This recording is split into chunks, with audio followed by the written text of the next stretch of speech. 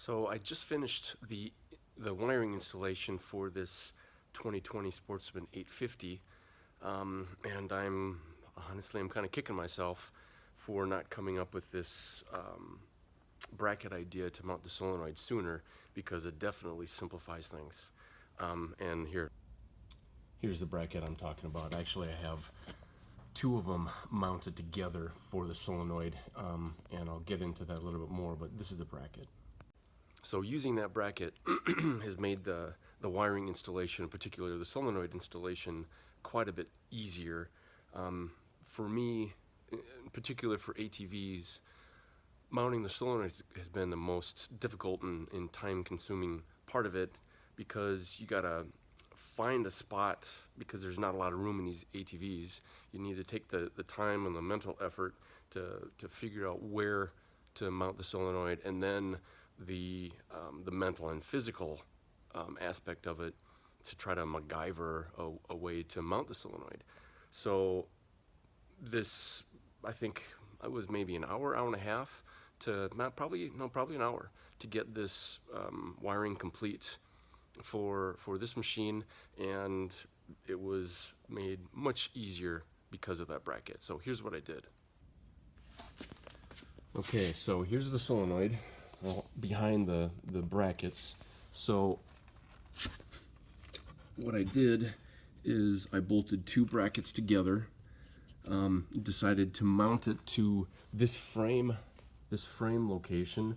I guess the options were either mounting it here. I probably could have maybe drilled a couple holes and mounted it here, but then I would have been exposed to the spray of the tires. I could have also mounted here, but I figured the best spot, especially with being able to protect the bottom of the solenoid with another bracket, was the best and easiest option. And you know, I guess thinking about it now, if I wanted to, I could put one more bracket around the back side to provide a little bit more protection if I was concerned about that. But so this is where I decided to mount the solenoid. It's pretty nice and tidy. Because I'm so close to the battery, here's the battery. I had a lot of extra wire, so I zip tied all that up neat and tidy, and then the wires that go to the winch itself follow down the frame here, and then go across underneath the winch, and then come out the front to be able to attach to the winch motor itself.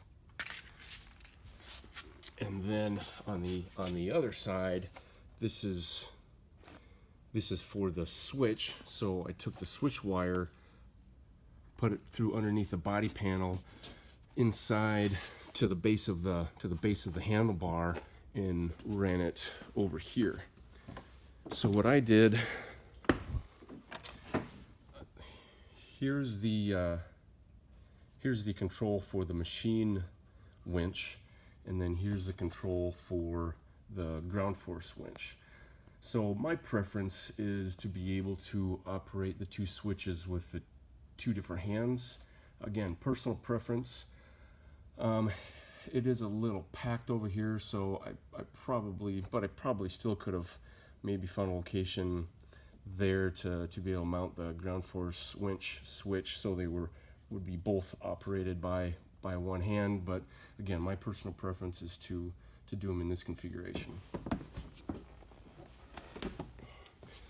So that pretty much is everything I wanted to discuss for the wiring installation. And again, and I guess I apologize not for coming up with this bracket sooner, because it does make this process quite a bit easier.